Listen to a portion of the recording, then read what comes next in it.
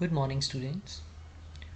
आज हम लोग चैप्टर स्टार्ट करेंगे lifelines of national economy.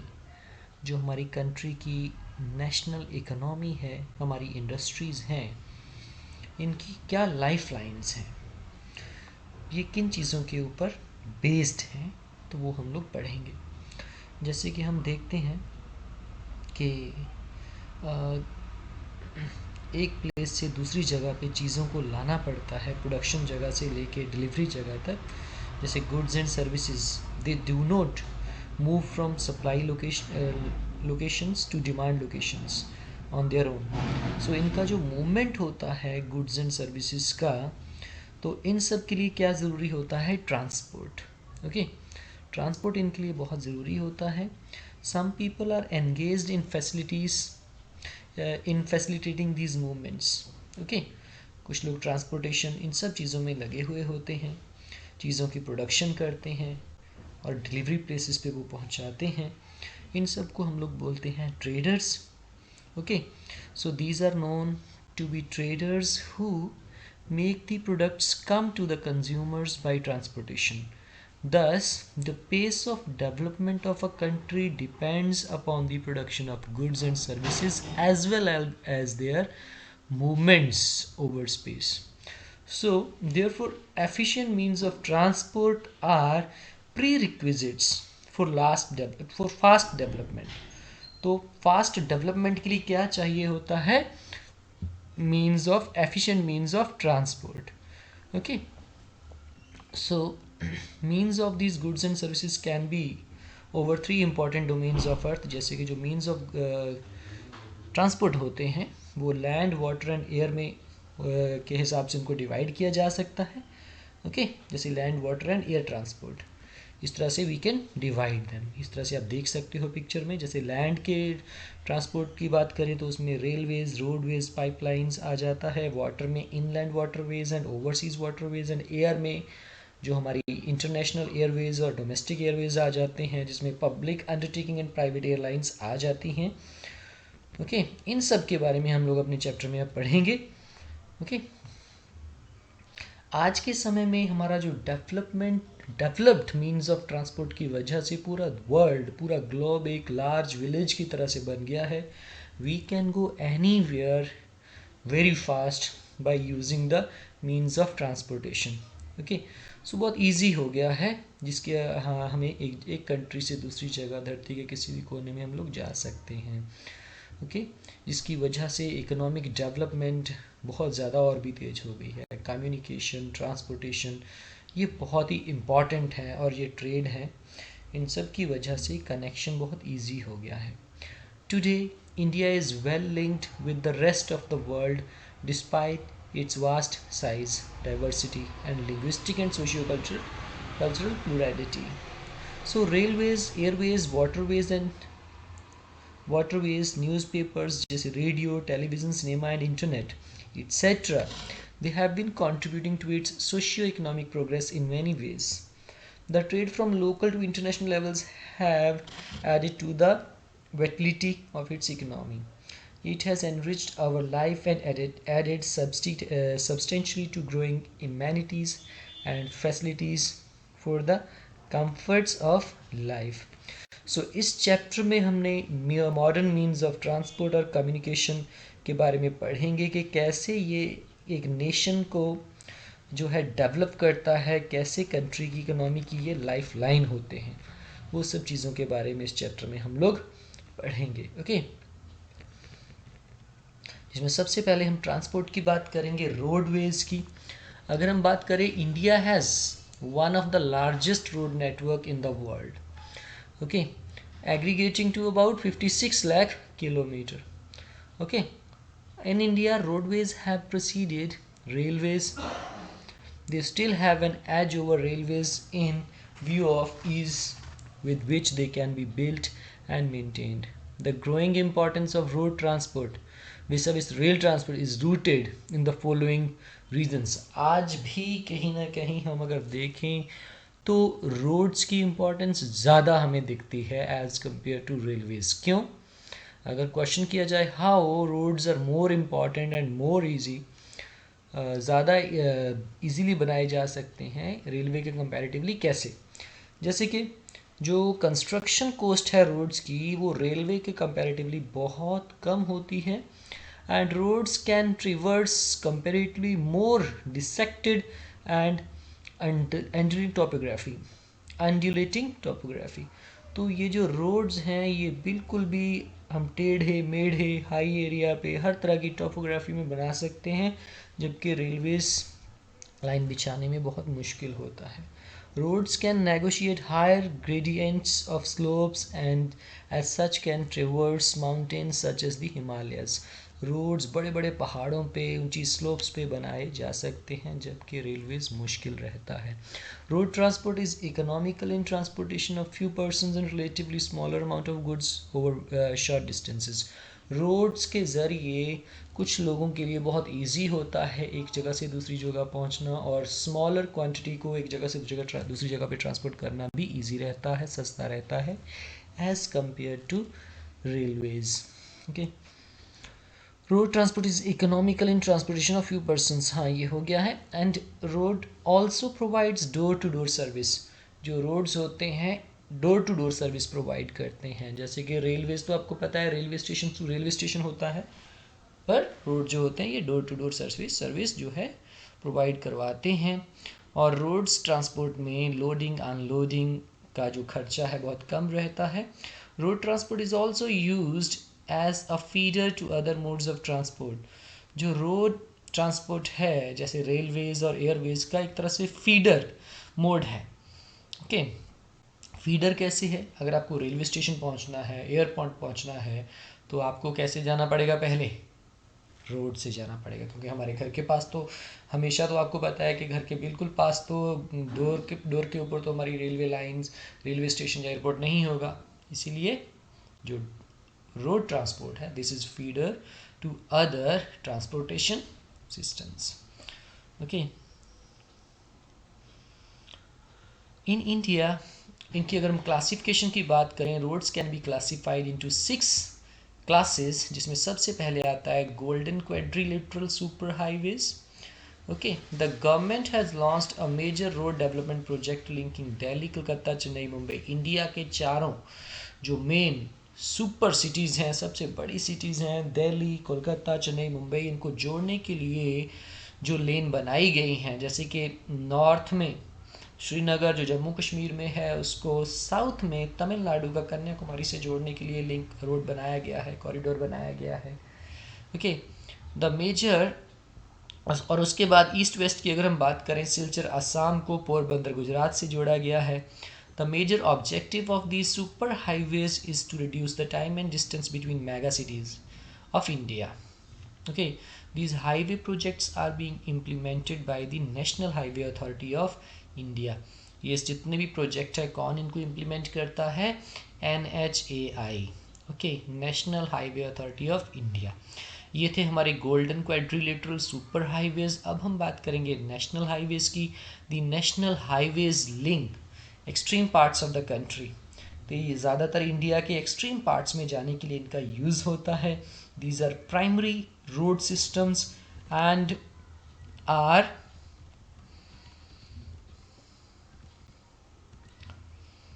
led and maintained by the Central Public Works Department, CPWD। Okay, central public works department जो है इनका मेंटेन करता है, बनाता है इनको। A number of major national highways run in north, south, east, west directions. The historical Shirsha Suri Marg is called National Highway number 1. This is between Delhi and Amritsar. Okay, और ये जम्मू कश्मीर में से होके जाता है। Okay, find out places linked by the National Highway 2 and 3. अगर हम National Highway 2 and 3 की बात करें, यहाँ पे आप देख सकते हैं नेशनल हाईवे 2 दिल्ली, आगरा, इलाहाबाद, कोलकाता को होके जाता है। एंड NH3 जो है आगरा, इंदौर, धुले, मुंबई तक होके जाता है। उसके बाद है अपना नेशनल हाईवेज़ के बाद की अगर हम बात करें तो उसके बाद आता है हमारा स्टेट हाईवेज़। स्टेट हाईवेज जो होते हैं, रोड्स वो रोड्स होते हैं those are linking state capital with different district headquarters, जो स्टेट की कैपिटल को स्टेट के अदर हेडक्वार्टर के साथ लिंक करने वाले रोड होते हैं। इनका जो काम है, मेंटेनेंस का काम है, state PWD state public works department जो है वो करता है। उसके बाद आते हैं डिस्ट्रिक्ट रोड्स। ये डिस्ट्रिक्ट को उस डिस्ट्रिक्ट के अदर एरिया के साथ कनेक्ट करता है। जिला परिषद इन सब कामों की मेंटेनेंस करता है। उसके अलावा अदर रोड्स जो होते हैं, रूरल रोड्स होते हैं, ओके, जो रूरल एरियाज़ और विलेजेस टाउन्स को सबको जोड़ते हैं आपस में। ओके, ये सब इनको बनाने के लिए ये सब प्रधानमंत्री ग्रामीण सड़क योजना के अंदर ये सब आते हैं।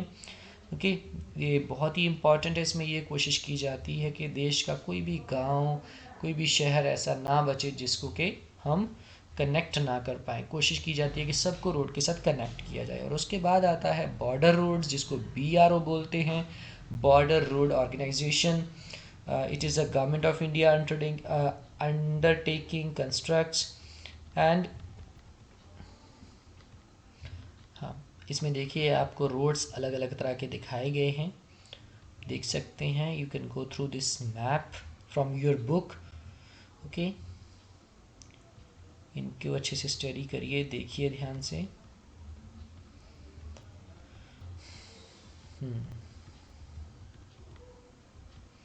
और ये जो BRO जो है, it maintains roads in the bordering areas of the country. जो BRO है, बॉर्डर रोड ऑर्गेनाइजेशन है, कंट्री का जो बॉर्डर एरियाज़ है वहाँ पे रोड बनाता है। ये जो ऑर्गेनाइजेशन था BRO, it was established in 1960 for the development of roads of the strategic importance in the northern and northeastern border areas. These roads have improved accessibility in areas of difficult terrain and have helped in the economic development of these areas. Okay, ये देखिए हिली tracts, hilly area में, border area में, जैसे इस picture में आप सब देख पा रहे हो, traffic on north eastern border road, Arunachal Pradesh में जैसे से हो जाते हैं तो ऐसे रोड ही होते हैं। सब रोड कौन मेंटेन करता है? BRO, border road organisation. Roads can also भी classified on the basis of type of material, के रोड्स को किस मटेरियल से बनाया गया है, जैसे metalled and unmetalled. Metalled road जो होते हैं इसको सीमेंट, कंक्रीट या इवन बिटुमिन ऑफ कोल इनसे बनाया गया होता है। उसके बाद अनमेटल्ड रोड्स होते हैं, ओके, उनको वो बिल्कुल कच्चे रोड होते हैं, उनको सारा साल या रेनी सीजन में यूज़ नहीं किया जा सकता। जबकि जो मेटल रोड होते हैं ये ऑल वेदर रोड्स होते हैं। Okay,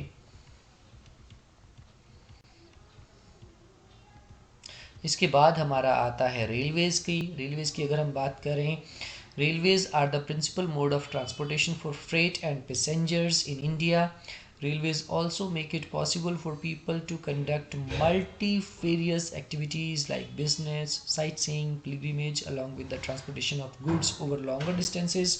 Apart from an important means of transport, the Indian Railways have been a great integrating force for more than 150 years. Railways in India bind the economic life of the country as well as accelerate the development of the industries and agriculture. Indian railway की अगर हम बात करें, it is the largest public sector undertaking in the country. The first train steamed off from Mumbai to Thane in 1853 covering a distance of 34 kilometre.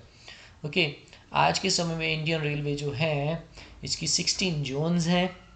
The distribution pattern of railway network in the country has been largely influenced by physiographic, economic and administrative factors.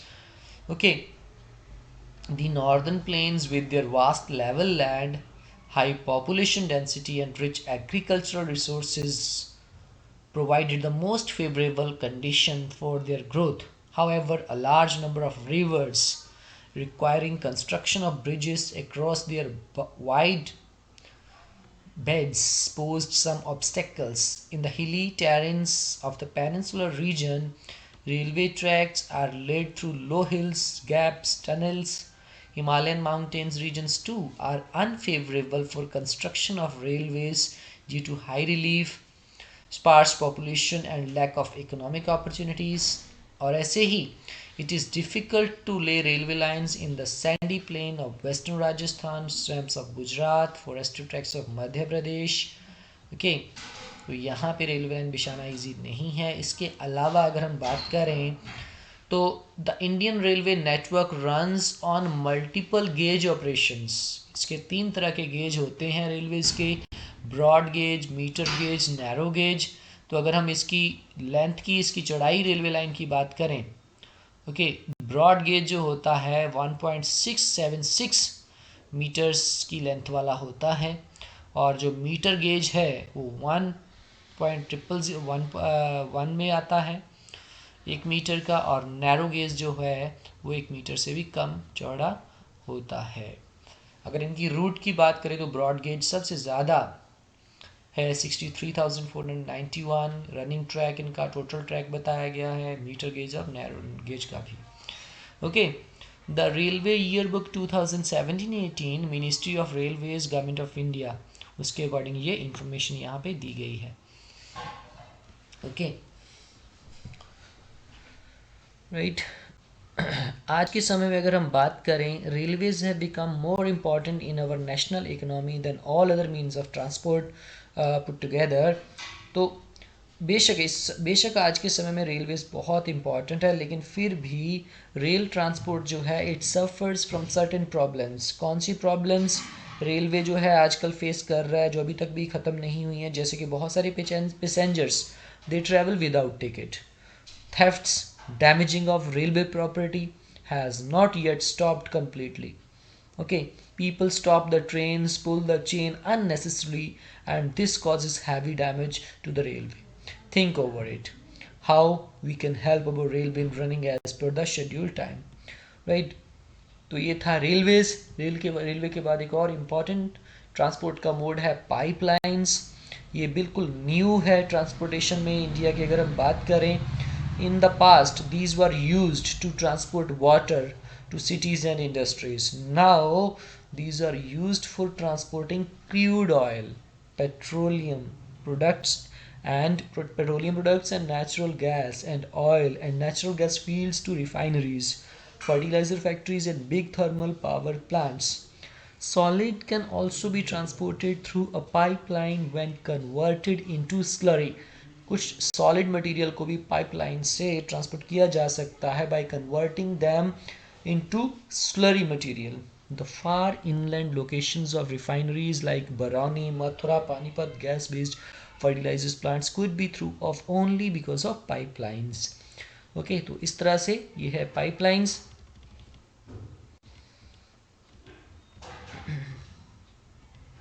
हाँ, pipeline is high but subsequent running costs are minimal.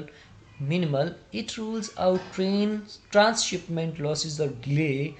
So there are 3 important networks of pipeline transportation in the country.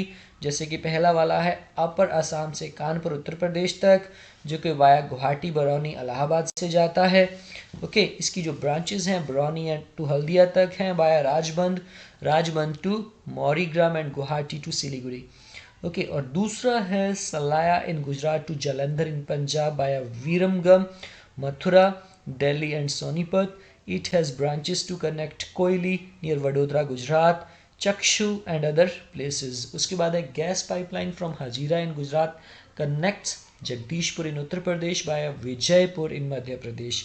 It has branches to Kota in Rajasthan, Shahjahanpur, बाबराला and other places in Uttar प्रदेश. ये था pipelines हमारी. उसके बाद है waterways. अगर हम बात करें, this is the oldest mean of ancient period में भी ओल्डेस्ट मीन ऑफ ट्रांसपोर्टेशन हो सकता है, कहा जा सकता है इसे. एंशियंट पीरियड में भी India was one of the seafaring countries. Its seamen sailed far and near, thus carrying and spreading Indian commerce and culture. Waterways are the cheapest means of transport. They are most suitable for carrying heavy and bulky goods.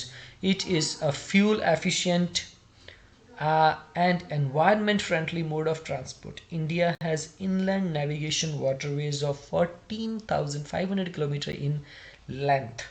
Out of these, only 5,685 km are navigable by mechanized vessels. The following waterways have been declared as the national waterways by the government. कौन से waterways को national waterways declare किया गया है भारत की government के द्वारा, उसको हम लोग देखते हैं. Okay, number 1 Ganga river. जो गंगा रिवर के ऊपर इलाहाबाद से हल्दिया तक 1620 किलोमीटर का जो वे है पानी के जरिए जिसको यूज किया जाता है वो है NW number 1 national waterway 1.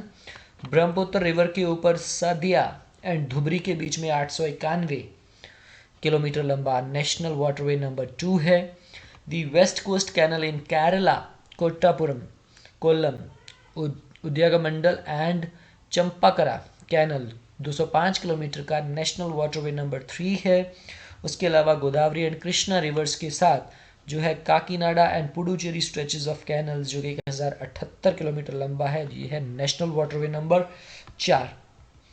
Okay, इसके अलावा और भी हैं जैसे कि ब्राह्मणी रिवर है along with Matai river, delta channels of Mahanadi and Brahmani rivers and east coast canal 588 kilometre national waterway number 5 है ये.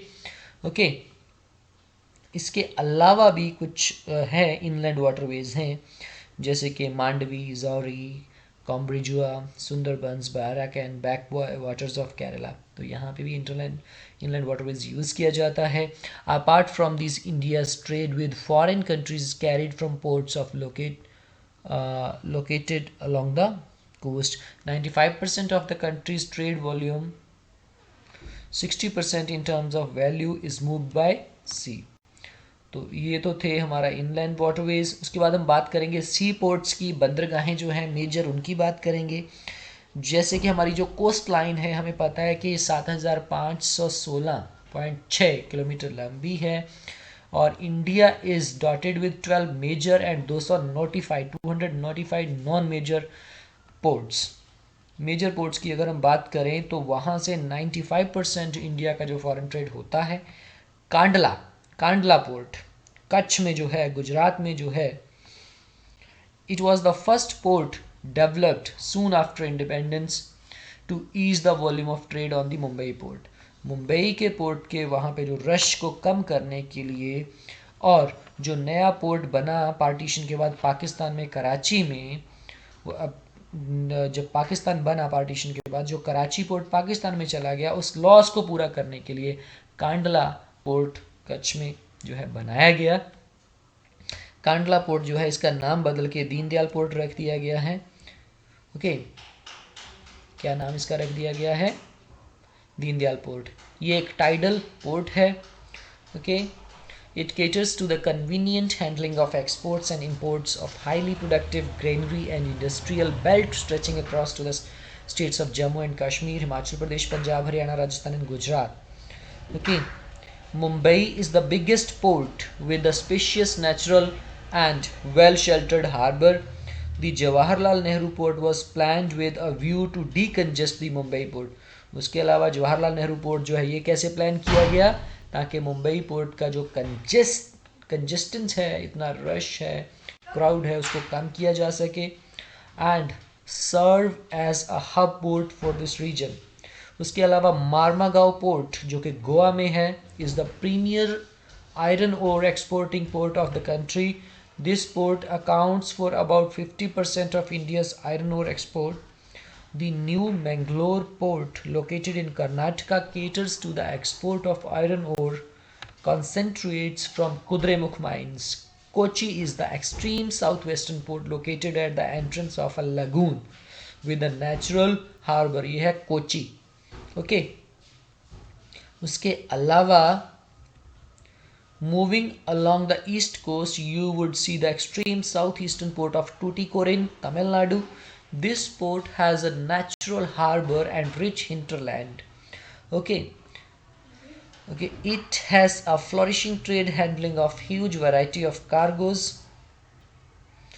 Even our neighbouring countries like Sri Lanka, Maldives, etc. and the coastal regions of India, Chennai is the one of the oldest artificial port of the country. It is ranked next to the Mumbai in terms of the volume of trade and cargo. उसके बाद है Visakhapatnam. It is the deepest landlocked and well connected well protected port. This port was originally conceived as an outlet for iron ore export. फिर है Paradip port, Orissa में है, specializes in the export of iron ore. Kolkata is an inland riverine port. This port serves a very large and rich hinterland of Ganga Brahmaputra basin. Being a tidal port, it requires constant dredging of Hooghly. Haldia port was developed as a subsidiary port in order to relieve growing pressure on the Kolkata port. Okay. उसके बाद हम बात करेंगे Airways की. आज के समय में जो एयरवेज है, this is the fastest, most comfortable and prestigious mode of transport है.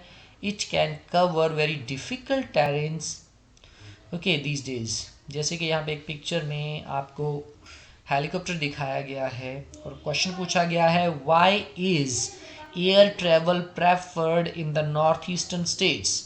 अगर हम देखें नॉर्थ ईस्टर्न स्टेट्स का जो टेरेन है, जो एरिया है, ऊंचे ऊंचे पहाड़ हैं, वहाँ पे रेलवेज बनाना इतना मुश्किल है, रोड्स बनाना इतना मुश्किल है, बहुत समय लगता है, बहुत डिफ़िकल्ट है रोड और रेलवे ट्रैवल. और हर जगह पे तो रेलवेज है ही नहीं वहाँ पे, और बहुत मुश्किल रहता है. तो इसीलिए जल्दी पहुंचने के लिए, सेफली पहुंचने के लिए प्रेफर किया जाता है एयर ट्रैवल को, हेलीकॉप्टर्स को, जो चॉपर्स है, हेली सर्विस है. Okay.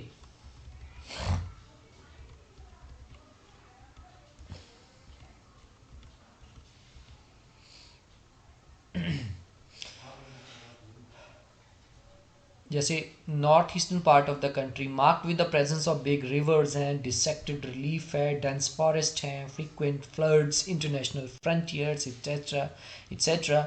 In the absence of air transport, air travel has made access easier. The air transport was nationalized in 1953. कब ये nationalize हुआ एयर ट्रांसपोर्ट? 1953 में. Air India provides domestic and international air services. Pawan Hans Helicopters Limited. It provides helicopter services to Oil and Natural Gas Corporation in its offshore operations to inaccessible areas and difficult terrains like the northeastern states and the interior parts of Jammu and Kashmir, Himachal Pradesh and Uttarakhand. Okay. जो air travel जो है, it is not within the reach of the common people. It is only in the north eastern states that special provisions are made to extend the services to the common people. उसके बाद हम बात करेंगे communication की. Okay. So ever since humans appeared on the earth, they have used different means of communication, but pace of change has been rapid in modern times. Long distance communication is far easier without physical movement of communicator or receiver. Personal communication and mass communication, including television, radio, press, films, etc., are the major means of communication in the country. The Indian postal network, it is the largest in the world. It handles parcels as well as personal written communication.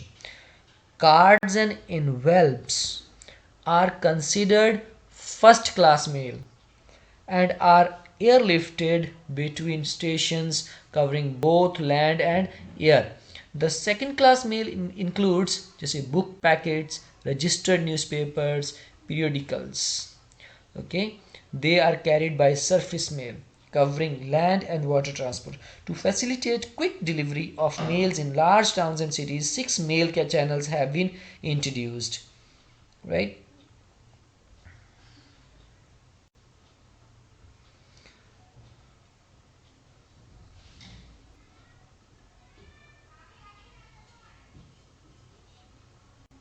They are called Rajdhani channel, Metro channel, Green channel, Business channel, Bulk mail channel and Periodical channel.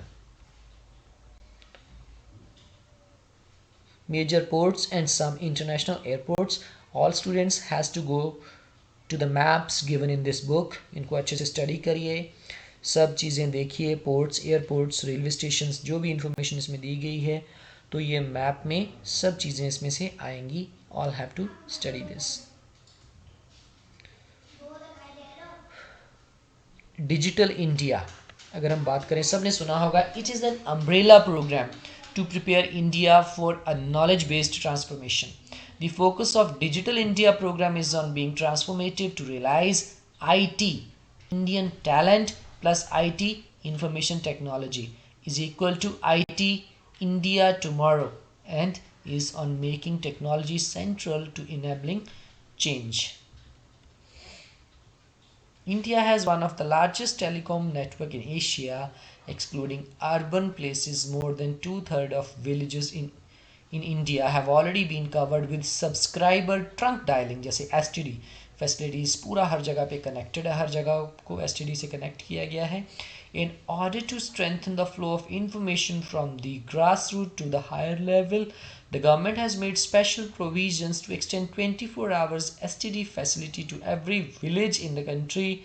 Okay, there is a uniform rate of STD facilities all over India. It has been made possible by integrating the development of a space technology with communication technology.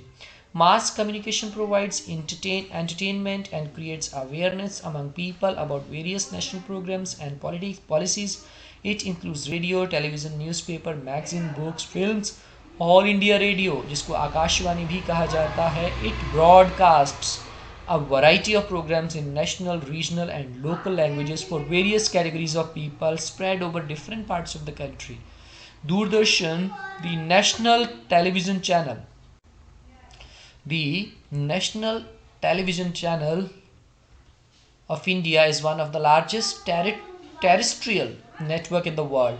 It broadcasts a variety of programs from entertainment, educational to sports, etc. for people of different age groups. India publishes a large number of newspapers and periodicals annually. They are of different types depending upon their periodicity. Newspapers are published in about 100 languages and dialects. Did you know that the largest number of newspapers published in the country are in Hindi, followed by English and Urdu? India is the largest producer of feature films in the world. It produces short films, video feature films, and video short films. The Central Board of the Film Certification. It is the authority to certify both Indian and foreign films. उसके बाद है international trade. The exchange of goods among people, states, and countries is referred to as trade. यहाँ पे बताया गया है what is trade. Trade means exchange of goods among people, states, and countries. The market is the place. The market is the place where such exchanges take place. जहाँ पे चीज़ों का exchange होता है, जिस जगह पे, उसको क्या बोलते हैं? Market. Trade between two countries, जब दो देशों के बीच में ट्रेड होता है, उसको बोलते हैं international trade. Okay, it may take place through sea, air and land routes. और local trade is carried in cities, towns, villages, state level, okay, between two or more states. Advancement of international trade of a country is an index to its economic prosperity. So advancement of international trade, किसी भी country की economic prosperity में international trade सबसे ज़्यादा important होता है. Okay, और इसी को economic barometer for a country भी कहा जा सकता है. Okay, as the resources are space bound, no country can survive without international trade. Export and import are the components of trade. The balance of trade of a country is the difference between its export and import. तो आपको पता होना चाहिए what is the balance of trade. Means import export के बीच में जो difference है, that is the balance, right? When the value of export exceeds the value of imports, जब हम लोग एक्सपोर्ट करते हैं कोई चीज़ किसी कंट्री में, एक्सपोर्ट हमारा ज़्यादा है इंपोर्ट के कंपैरेटिवली, देन हम कह सकते हैं it is a favourable balance of trade. On the contrary, if the value of imports exceeds the value of exports, then it is termed as unfavorable balance of trade. Okay, so India has trade relations with all the major trading blocs and all geographical regions of the world. The commodities exported from India to other countries include jams and jewelries, chemicals related products, agriculture and allied products, etc. Right? आगे है, the commodities imported to India include petroleum, crude and products, gems, jewelry, chemicals and related products, base metals, electronic items, machinery, agriculture and allied products. India has emerged as a software giant at the international level and it is earning large foreign exchange through the export of information. ठीक है, तो ये था हमारा trade. उसके बाद हम बात करेंगे टूरिज्म की।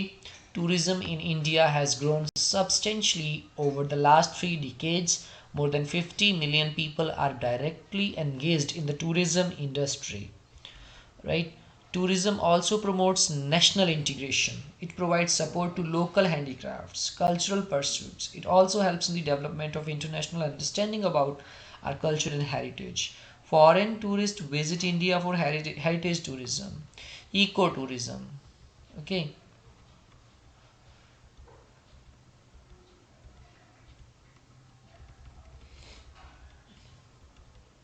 Ecotourism, adventure tourism, cultural tourism, medical tourism, business tourism. So there is a vast potential for development of tourism in all parts of the country. Efforts are being made to promote different types of tourism for this upcoming industry.